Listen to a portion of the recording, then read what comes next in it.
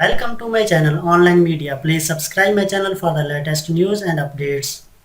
Second supplementary budget and in the contingency criticism of the opposition's party used to correct measures of our households. Germany also cut tax. The opposition's party criticized that the reserves of the 10 trillion yuan included in the secondary supplementary budget was too large and could be used without permissions through the diet. In the end, the ruling and opposition's party confirms that the 5 trillion yuan worth of the money would be decided in advance. Article 87 of the Constitution states in order to cover an unpredictable budget shortfall, a contingency can be set up based on the resolutions of the diet, and the cabinet is responsible for the disbursing this.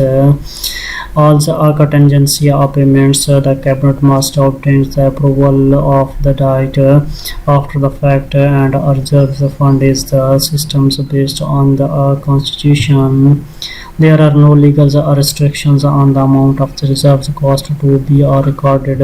In the first place, there is no special standards for the amount to be recorded because of the nature of the cover and unpredictable budget shortage, and it is primarily decided by the cabinet and finally by the diet. However, the budget is based on the principles of periods voting by the diet. Also, reserves costs are an exception.